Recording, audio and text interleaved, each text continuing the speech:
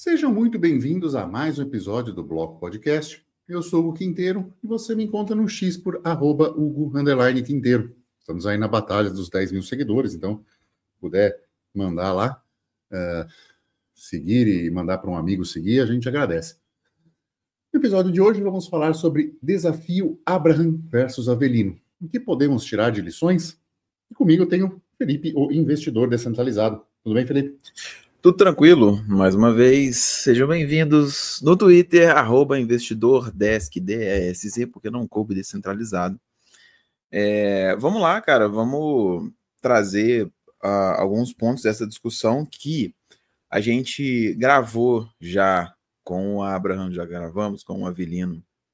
Tenho um respeito enorme pelos dois, principalmente pelo Avelino, nossa conversa foi sensacional, então recomendo que você volte alguns episódios, ouça o que a gente já fez com eles também, para você ter um pouco mais de noção, né, da perspectiva de cada um deles. E a gente vai agora apresentar um pouco mais o que tá acontecendo, né? O que é esse debate que eles estão fazendo entre eles, principalmente, vamos falar das ideias que eles estão colocando lá no meio e colocar o nosso viés em cima disso, né? Porque a gente tem opiniões, né, que mudam um pouco, né? Sim. Acho que ambas as entrevistas foram entrevistas que valeram tanto pela entrevista quanto pelo papo off pós-entrevista.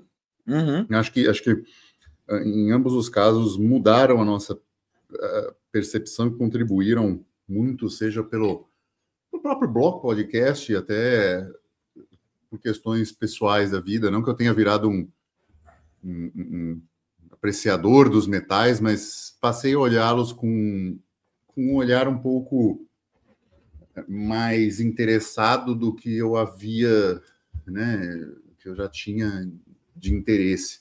Então é interessante, são episódios muito profundos, né? E teve esse desafio, né? Assim, o desafio, de forma resumida, o Abraham fez um post público no X, dizendo que desafiava o Avelino, porque o Avelino vivia falando mal do Bitcoin, para que ele fundamentasse numa série de vídeos, sugeriu um por semana, para que ele colocasse os pontos que ele é contra o Bitcoin e o Abraham ia ouvir e refutar cada um deles. Aí o Avelino não só gostou, como dobrou a aposta, né? Ao invés de fazer um vídeo por semana, ele resolveu fazer um vídeo por dia. Aí é desafio aceito, né? Já vale a pena um pequeno parênteses disso, muito cuidado com os desafios que você faz com as pessoas, né? Porque você pode ter aí um grande trabalho a ser feito, né, de maneira inesperada. Então, quando for fazer um desafio, coloque termos muito mais claros e diretos do que deixar eles assim ao ar, né? Mas e aí vem vindo uma série de vídeos onde o Avelino, baseado em Karl Menger, em Mises e em toda a literatura austríaca, vem colocando pontos para refutar o Bitcoin como não sendo um dinheiro. E isso é um ponto interessante. Há críticas válidas. E, por outro lado, nós estamos vendo um Abraham com um monte de vídeos para ver e tentando refutar alguma coisa, mas incomodado porque, enfim, o Avelino aceitou o patrocínio no vídeo e não quer associar o nome dele a uma outra empresa. Por outro lado, o Avelino mas eu estou fazendo uma série de vídeos e alguém veio me oferecer patrocínio, por que não aceitar? E tudo, eu acho que tudo volta num contrato mal feito, né? Se você faz um desafio e que é isso, você não pode reclamar dos termos que você não deixou claro, né? é um pouco que eu vejo muito um detalhe que me chama muito a atenção, que eu vejo em canais de Fórmula 1 que eu gosto,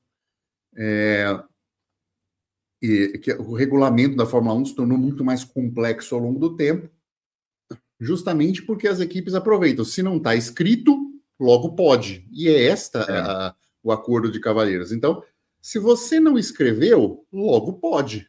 Se você não colocou nos termos, logo pode. Eu acho que faltou no Abraham esse desafio, ele colocar termos mais claros do que seria aceitável para ele. Já fica não uma crítica, mas uma lição, né? Essa é uma lição. Quando você for desafiar alguém, pense em tudo, né? Não faça um post na emoção, né? Veja termos com qual você está disposto. Olha, não quero que seja uma postagem patrocinada, não quero que meu nome esteja envolvido com empresas com qual eu não conheço, ou se for fazer patrocínio, eu quero participação, né? Então, eu acho que isso já se tira de uma lição de contratos e termos, que é importante a gente delimitar o que está disposto a fazer num desafio, quando você desafia, ou na verdade um desafio nesse caso é praticamente um contrato de cavalheiros, mas delimitar bem esses termos do que você está disposto a fazer, porque é algo importante, é algo que é para a vida, para os negócios, para tudo, né? Então, eu acho que esse é um primeiro ponto interessante de lições que dá para tirar desse desafio, né, Felipe? Claro, né? Assim, eu acho que a gente ainda vai aprender mais coisas até que finalize tudo isso, né? Porque ainda tem coisa para acontecer, claro, né? Ainda tem muita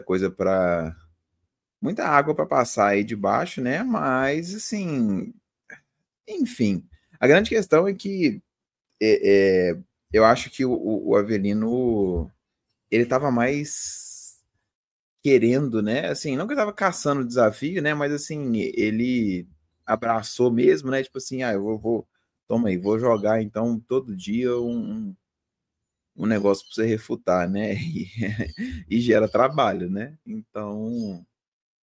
enfim, vai ser bom, eu acho, no fim das contas, assim, até que isso acabe, né? Ou alguém desista, ou a gente tem aí uma série de argumentos que, assim, vão ser bons até, né, para discutir. É mais ou menos até o que a gente vai fazer aqui, né, que é trazer para cá, né, e discutir aqui, igual a gente faz, né, com a argumentação tanto contra o Bitcoin, quanto a gente fez recentemente contra o Monero, e também os prós, né, convenhamos. Com certeza. Eu acho que, né, nós estamos vendo uma avalanche diária contra. Nós temos até outros influenciadores chegando a conclusões de que o Bitcoin não é bom, justamente por esta captura regulatória que está acontecendo.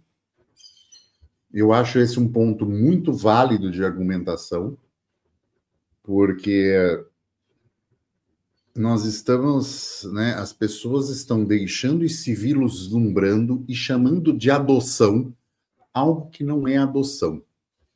É submeter o Bitcoin às regulamentações estatais.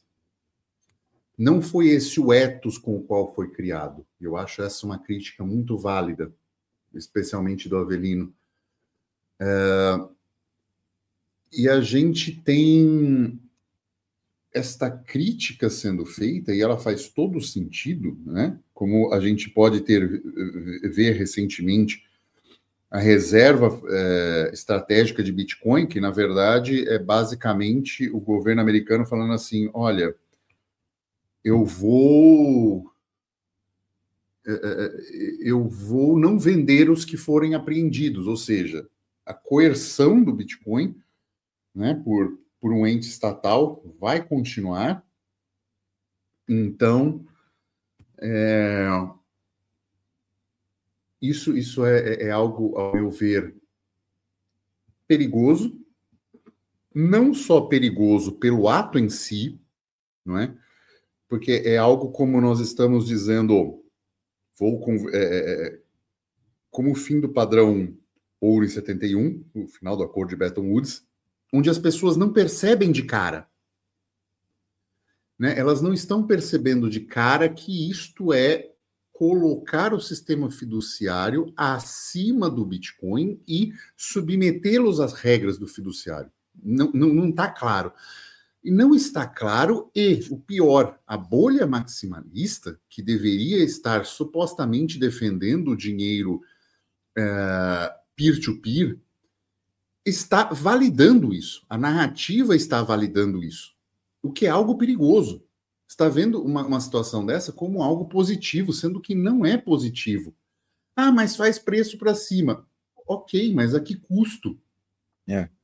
A que custo? A custo do quê? Das pessoas terem ETF de Bitcoin, não terem Bitcoin na carteira, não transacionarem Bitcoin, porque, afinal de contas, não vou pagar milhões de dólares no futuro por uma pizza agora, né? O que não faz o menor sentido, porque você está utilizando rede de pagamento, e são, né, assim, é uma misturança de conceitos. E há também um ponto que é uma supervalorização, e aí até uma crítica ao próprio Abraham, é uma supervalorização da reserva de valor. Né? Uma excelente reserva de valor, então utilizem isso para vocês saírem e tal, e não compactuarem com o mundo fiduciário. Não, olha só, existe um novo tipo de dinheiro que você pode utilizá-lo de forma A, B, C, para fazer pagamentos assim, assim, assado. Está aqui um monte de serviços para uso, está aqui cidades que funcionam praticamente com Bitcoin. Deixar de lado um pouco esta obsessão pela reserva de valor que está te enriquecendo no fiduciário, mas que, na prática, faz você depender do fiduciário para a rede de pagamentos. Não estou falando que a rede não exista, eu estou falando que a rede está sem uso, né? A mempool estava praticamente vazia esses dias, com pouquíssima transação. Isso significa o quê? Que a rede de pagamento está lá parada, né?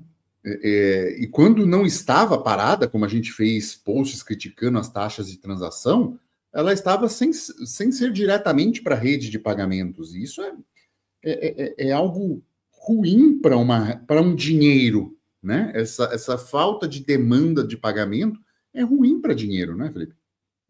Com certeza, cara, porque eu acho assim, o que acontece, né, que é muito problemático, que o pessoal não viu, é exatamente esse ponto aí que você falou, né, de você não ter essa possibilidade da rede de pagamento, né? Só um pequeno detalhe aqui. Nós temos 12 mil transações não confirmadas na rede do Bitcoin, ou seja, 3 blocos, 3, 4 blocos só. É muito pouco, né? Assim, é uma demanda muito pequena de uso no momento. Sim, exatamente. Então, tipo assim, eu entendo, né, as ideias e os argumentos, por quem acompanha a gente aqui já ouviu, né, e tem essa noção, mas, né, falando novamente, né, acerca dessa grande questão, né, de você fazer valor, né, fazer preço, na verdade, né, com o Bitcoin sendo adotado, né, da forma como ele está, né, mas às custas de você cada vez mais ter concentração de Bitcoin. Eu sei que isso não afeta a rede, tá? Mas em pessoas maiores que podem, dampar o quanto eles quiserem, quando eles quiserem, né? Gerando uma alta flutuação no preço e tal. Não é o pior dos mundos, mas é uma coisa que pode acontecer, né? E assim, principalmente porque a grande narrativa, né? Ela meio que se perdeu, porque você não. Um acha que o Bitcoin é reserva de valor, então pega e guarda. O outro acha que ele serve para ser moeda, então eu vou e troco, mas só tem um lugar que está aceitando. E aí as narrativas vão se perdendo nesse meio e você não consegue fazer nada.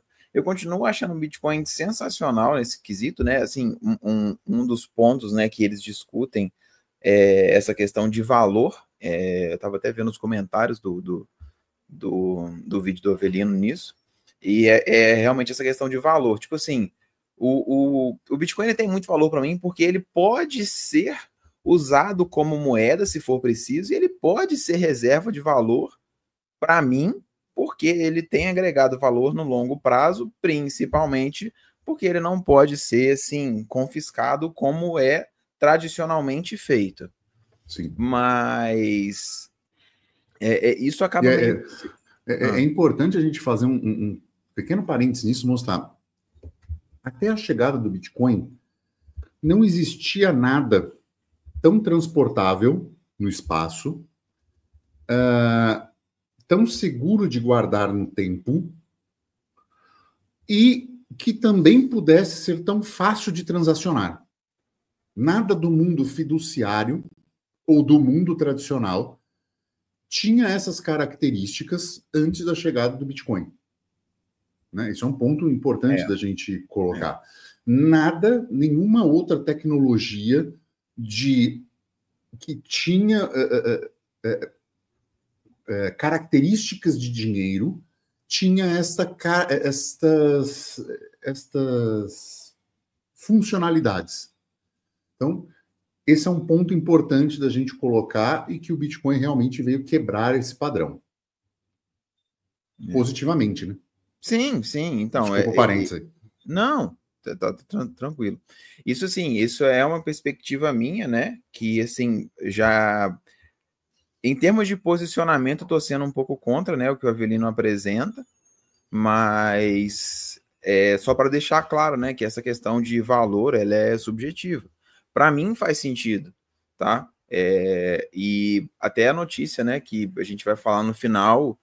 começa a mostrar, e eu vou explicar isso, que é essa questão de percepção de valor, no caso do Bitcoin, ela é tão subjetiva porque ela depende do meio que você vive, do país que você vive, da situação que você se encontra no país que você vive, e por aí vai. Então, assim, uma pessoa pode alegar que Bitcoin não tem valor para mim, não tem por que eu usar isso. O cara já mora em Beverly Hills, o cara é, multimilionário, o cara tem todos os carros, as casas, todos os bens dele bem declarados, protegidos por uma instituição patrimonial interessante nos Estados Unidos, e o cara nasceu numa família rica. O cara vai falar, cara, para que esse negócio? Tipo assim, né? O cara já ganha 2 milhões de dólares por ano só com o rendimento de investimento dele, não tem por que ele mexer com esse negócio. Ele está de acordo com tudo, a empresa que o vozinho dele deixou está maravilhosa. Então, assim, para esse cara não tem valor. Só que para alguém que, né, a gente vai falar mais para o final, né, por conta da notícia, que está numa situação mais paralela, ou que, o governo é muito mais ditatorial, ou que não tem patrimônio, e você juntar patrimônio faz com que você seja um alvo do governo que você vive, ou do local que você vive, das pessoas que vivem ao seu redor, porque o país é pobre e você não pode botar um cordãozinho de ouro que o nego quer te roubar e tudo mais. Isso aí já começa a fazer mais sentido. Você começa a ter algo com mais valor agregado, porque o valor é pessoal, é subjetivo. Aquela pessoa ali vê, é interessante eu ter esse negócio aqui, que é só umas palavrinhas, e ninguém nunca vai ver isso na minha conta, porque se o governo vê, ele rouba. Se as pessoas aí na rua verem, vão me assaltar. Então começa a fazer mais sentido. É uma questão de perspectiva, né? A vida da pessoa faz com que ele valorize isso. Então, assim, esse foi um ponto, né, que eles tinham trazido, que eu vejo dessa forma, né? Sim. E eu acho que o Avelino traz essa crítica também muito boa, que é essas características per se e a capacidade da rede do Bitcoin em manter essas características, que é baixa, principalmente em termos de transações por minuto, não são capazes sozinhas de levar o preço do Bitcoin aonde ele está. Né? A gente pode ver Isso em outras moedas que também tem esse foco, Bitcoin Cash, Monero, Litecoin, e que nem de perto, é uma fração minúscula do preço. O preço do Bitcoin atual, ele vem de outras características que não o fundamento, e uma das bolas interessantes até que eu tendo a concordar é a especulação fiduciária.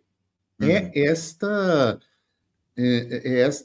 regulamentação que está sendo feita para submeter o Bitcoin a ser compliance ou até mesmo uma desmonetização proposital do Bitcoin para fazer que ele seja somente uma reserva de valor para logo depois ser desmonetizado como o ouro foi, né? Eu acho que são características que são... E isso tem feito preço, né? E esse fazer preço levanta o ponto de talvez ser uma bolha especulativa.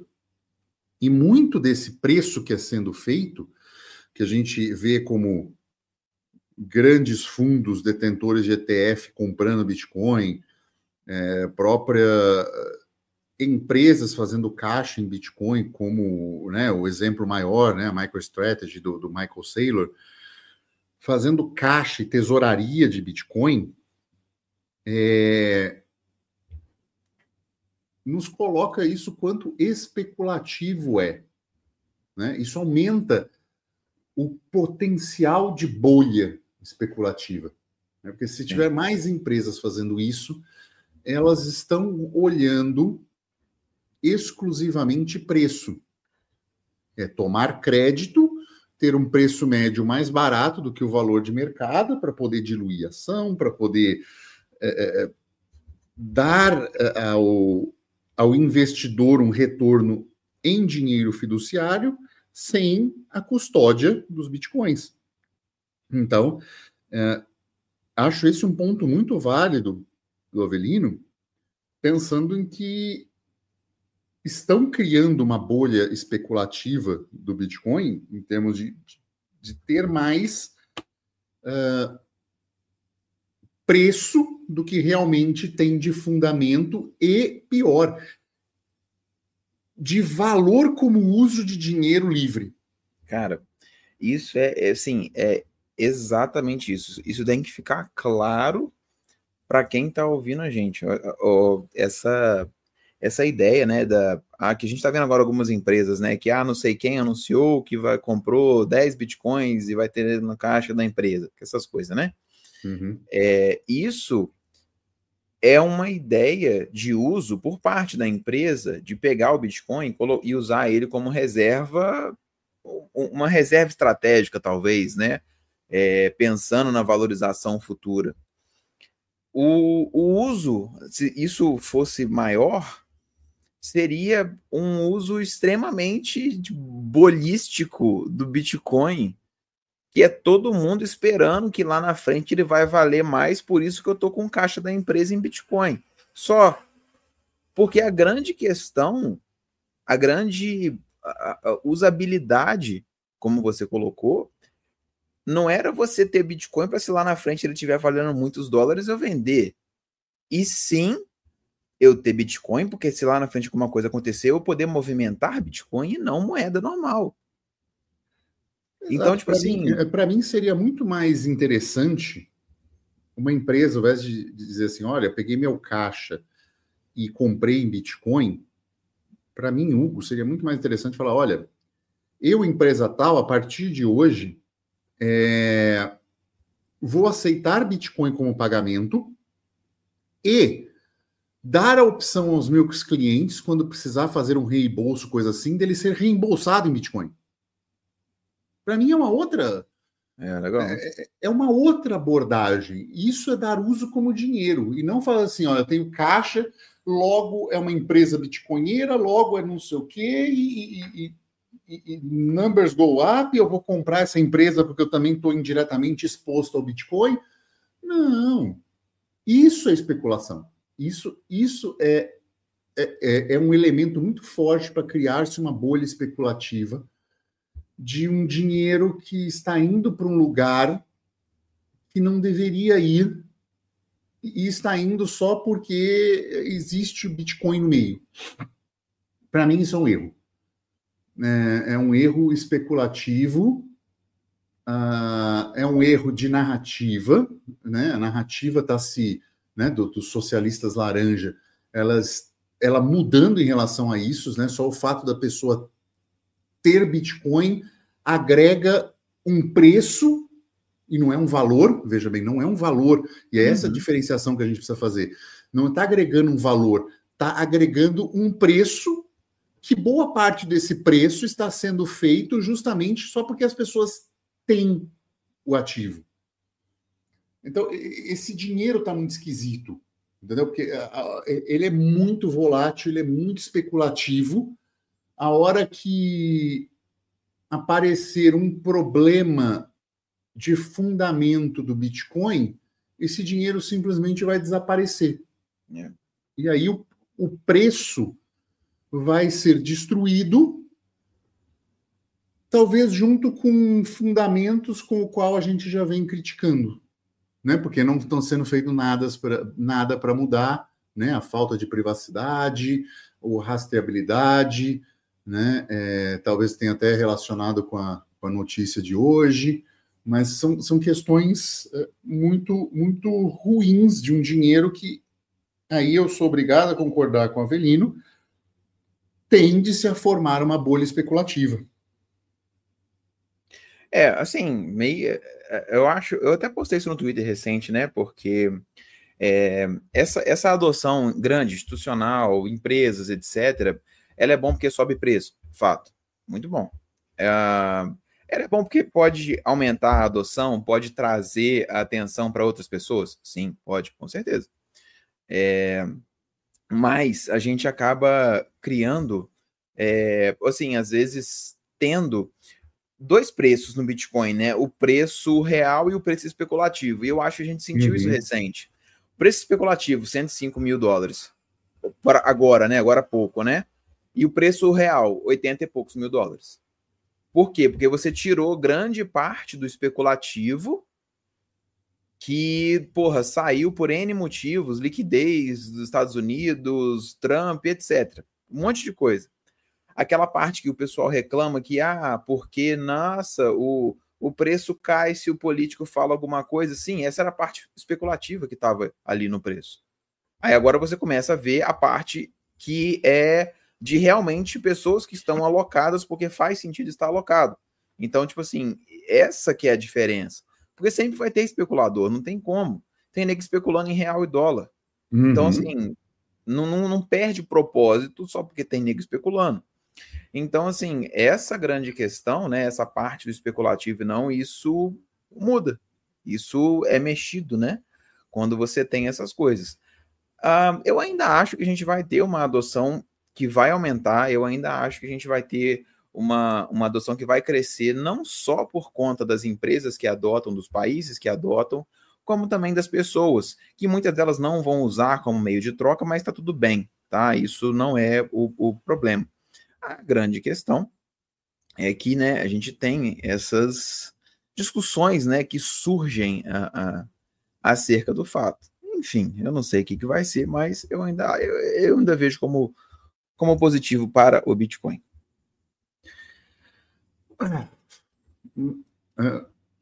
E tem uma coisa que as pessoas encaram de forma bem diferente.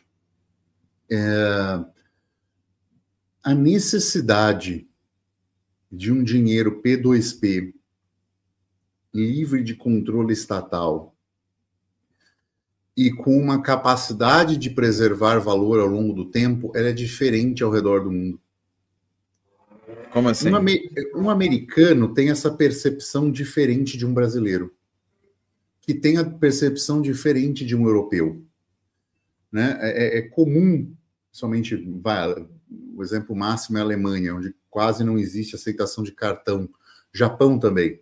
As pessoas andam com dinheiro. Elas já andam com algo, dinheiro espécie, muito mais fungível do que, e com uma certa privacidade, do que, por exemplo, um brasileiro com Pix. Ele tende a perder valor muito menos do que um brasileiro. Não estou falando que não perde, tá? Os preços aumentam, a inflação, toda uma questão assim. Mas a percepção é muito menor, né? E essa percepção ser menor influencia no quanto se faz necessário ou no quanto é o valor subjetivo daquela pessoa a uma ferramenta onde isso seja mais livre. Sendo que o represamento de liberdade é muito menor. Entendeu? Então, assim, você já tem uma sensação de liberdade maior, você já tem uma sensação de um dinheiro mais fungível, você tem uma sensação de uma menor rastreabilidade, o que de fato acontece. Então, você tende a valorizar menos quando uma ferramenta faz isso melhor. Pode ser. Você fala, pô, mas eu já tenho a confiança aqui, e outra, eu já tenho um banco, né?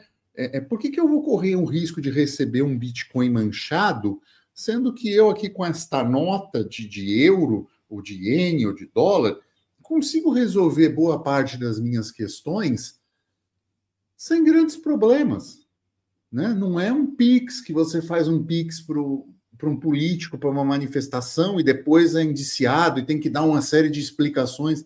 Não é isso. Uhum. Então, essa percepção muda. Logo, este valor é diferente. Consequentemente, esse preço é diferente. O investidor... E aí é um problema, porque é o investidor mais rico. Este aporte de 5, 10% das economias de um cidadão médio europeu de alta renda é muito diferente de 50%, monetariamente falando, né, numericamente falando, é muito maior do que uma pessoa que está na briga para não passar fome deixar 50% do patrimônio em Bitcoin.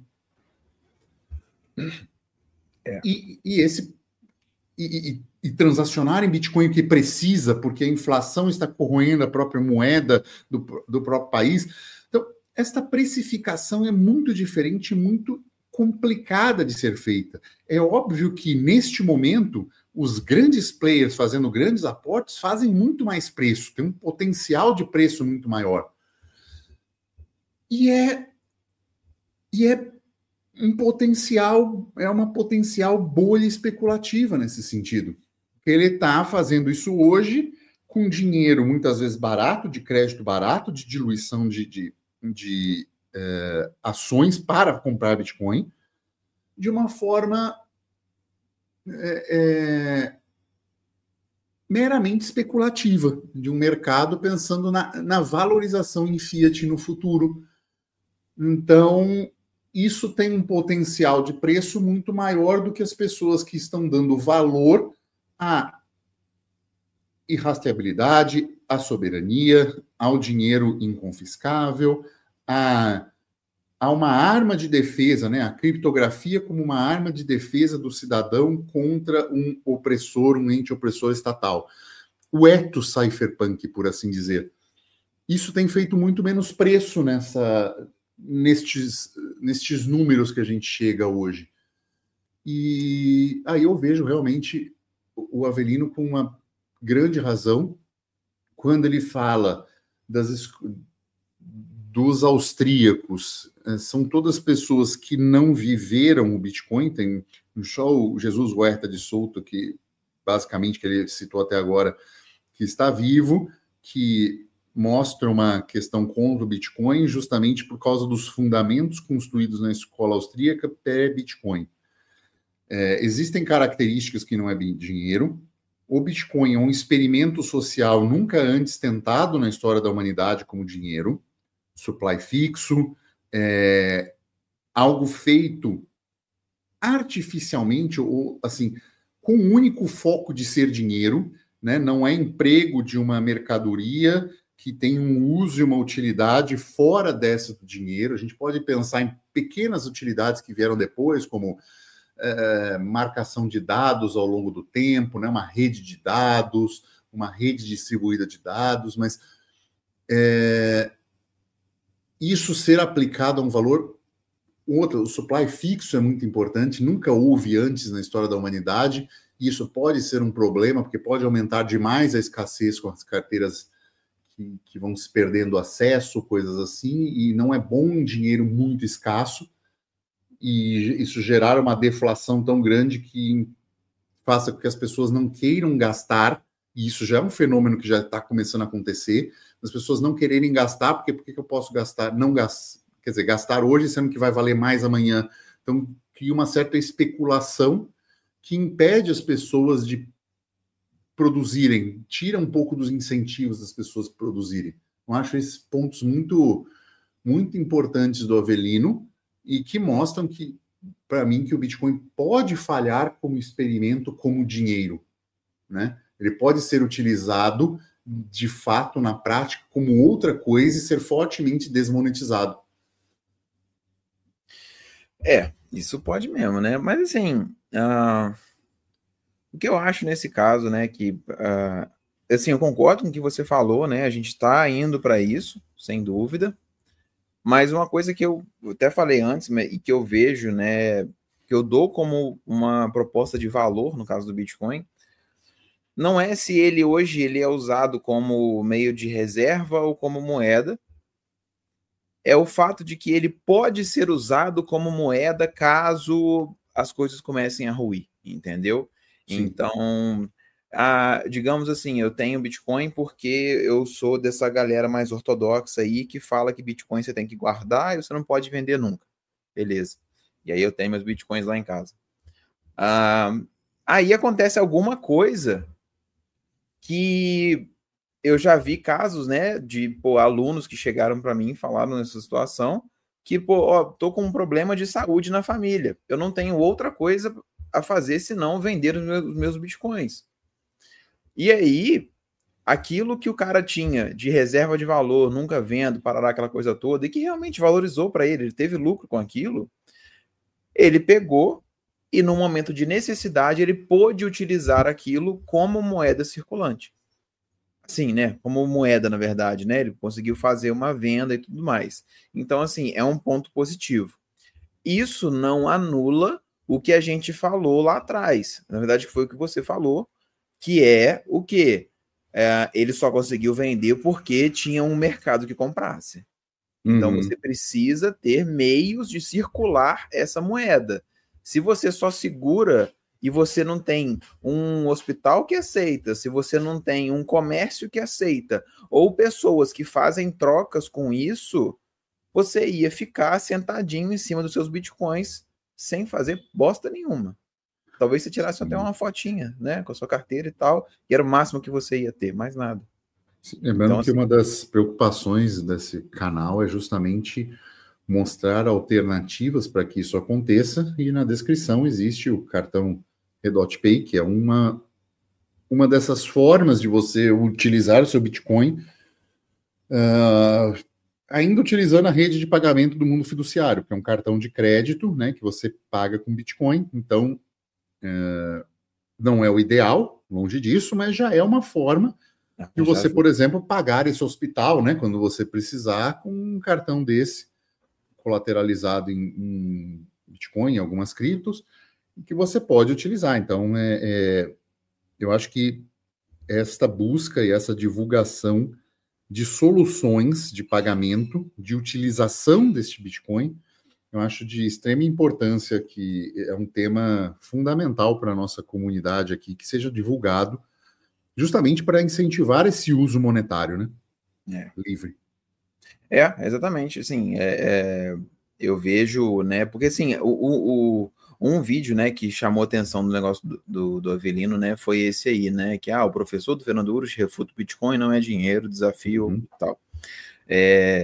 E assim, pode não ser dinheiro hoje, E juntando o que a gente falou aqui atrás, pode não ser dinheiro para determinado grupo da sociedade. Talvez no Brasil, talvez nos Estados Unidos ou onde for. Mas para algumas outras pessoas vai ser. Por exemplo, enrolante é dinheiro. Sim. Para a gente não é. Então, assim, isso varia ainda. A grande questão, que eu acho que é o que traz muito valor, né, para o Bitcoin, é exatamente a possibilidade de, se você precisar, isso poder ser usado como dinheiro. Então, assim, isso é interessante, porque é uma coisa que não pode ser feito com ouro, por exemplo. E você não vai ver ele falar isso no vídeo dele. Porque, assim... Até existe, né? Assim, principalmente em regiões de garimpo, até existe a coisa precificada em ouro, mas é tão local quanto o Bitcoin. Exatamente. Então, tipo assim... Ah, não, beleza. É igualzinho. Olha só. E aí agora eu vou colocar o adorador do ouro e o adorador do Bitcoin, roda o eterno, na mesma linha. Pensa comigo. Se eu tenho um bem, não estou falando se é ouro ou se eu estou falando que não estou falando que é Bitcoin. Se eu tenho um bem, onde eu pego ele e vou acumulando, guardo, estou guardando. Vai chegar um momento que vai ter na minha mesa um monte daquele bem. E não tem mercado para receber aquilo, para eu pagar as coisas naquilo, eu não consigo comprar um carro com aquilo. E, às vezes, movimentar isso fica muito difícil, porque ninguém aceita, ninguém movimenta. Isso vale tanto para o ouro quanto para o Bitcoin nessa situação. Se você tem um monte de barra de ouro em cima da sua mesa, você não consegue sair com esse tanto de casa, para começar. Com Bitcoin você até sai, porque ele te dá mais mobilidade. Só que se ninguém aceita, porque você foi preocupado em só guardar e não criar uma rede de comércio com isso, de que vai adiantar você ter esse tanto? Se até para vender vai ser difícil. Pois é. Vamos para a notícia? Cara, vamos. Vamos lá. A notícia que eu peguei aqui, ela diz respeito um pouco com o que a gente falou ao longo do episódio. E eu queria ressaltar também a importância de vocês que nos ouvem avaliarem, dar uma olhada no curso Fold que a gente oferece aqui. É um curso de produção nossa, atualização sempre, a gente sempre traz tópicos novos. Não é um curso muito não, eu vou te ensinar a criar uma carteirinha disso, daquilo. Não. São coisas que você precisa aprender, são conceitos que você tem que entender para sair da mentalidade fiduciária e ir para a mentalidade de cripto. E você começar a entender o mundo de uma forma muito diferente do que o que passa no Jornal Nacional. Você precisa disso para você começar a se ver livre das amarras do mundo. E você se previne de situações como isso que eu vou ler na notícia, que pode ser que aconteça. Falando da Bolívia, o governo sem dólares e a população sem combustíveis, a Bolívia passará a usar criptomoedas para sair da crise. Na verdade, o que acontece? A Bolívia, né, ela sofre da maldição da Latam, e como tudo na Latam, nada vai para frente, praticamente. Salvo algumas exceções. E a grande questão é que na Bolívia eles já, né, bem mais pobres também, eles estão com uma escassez de combustível. Quem viveu a crise dos caminhoneiros sabe o que é você ficar sem combustível, né? O país para, tudo sobe de preço, tudo mais. Vocês não tinham pego uma refinaria? Porra, sei lá, cara. Enfim, a grande questão é que eles estão tendo dificuldade de acesso a combustível, né? E chegou num ponto que o presidente assinou um decreto permitindo que a petroleira, que é estatal, né, usasse cripto para conseguir importar combustível, porque o dinheiro deles já não vale mais nada, não é todo lugar que aceita, aquela coisa toda. Já meio que facilita, né? Meio caminho andado para você fazer as compras e ofertar mais para a população, né? Aqui também passa por uma situação difícil, que é você ter que fazer fila para comprar gasolina e tudo que vem em decorrência disso, né? qual que é o propósito da notícia e qual que é a relação disso que eu falei com o curso Fold? A gente está há poucos anos disso acontecer. Estou falando que vai acontecer no Brasil? Não. Só estou falando que se isso acontecer, você pode estar preparado. A grande questão é, você vai esperar acontecer para tentar se preparar? Você acha mesmo que dá tempo? Tipo assim, não... Aí não é preparo, né? É. Você espera acontecer, não é preparo, Exatamente. É ação. Então, tipo assim, não, eu vou esperar dar o Covid para eu ir na rua e comprar, sei lá, máscara, lanterna, lenha para minha fogueira e coisa do tipo. Porra, não adianta você esperar a crise acontecer para você fazer isso. Você tem que fazer isso antes. Então, assim, é por isso que eu falei dessa preparação, que, assim, são muitos conceitos que a gente traz, né? Claro, além da proteção patrimonial, que é o principal, usando criptos, né? Que é você não ficar exposto, por exemplo, igual essas pessoas aqui que eu falei no caso da Bolívia, que às vezes o cara, ele é considerado rico na Bolívia, às vezes ele é o melhor do bairro na Bolívia, às vezes ele tem muito dinheiro, só que na Bolívia. De que adianta? Se você não entendeu o quão isso é ruim, você precisa dar uma olhada no que eu tô falando para você. Do que adianta ser bilionário no Zimbábue, né? Exatamente. Pois é, acho que a gente vai fechando esse episódio, vão ter outros desdobramentos ainda. Acho que tanto o Abraham quanto o Avelino estão opostos numa situação onde eu creio que o meio termo é o mais sensato, né? O Avelino tem razão em algumas coisas, da mesma maneira que o Abraham tem razão em outras. Parte delas explicadas aqui neste episódio, parte não. Deixe no teu comentário se vocês querem uma parte 2, se a gente aprofunda isso depois que tiver finalizado, né? Todo esse desafio. Então, e se você tem uma outra parte que a gente não comentou, deixa aqui nos comentários que a gente pode complementar numa outra oportunidade também, tá bom? E é isso. Ficamos por aqui e tchau.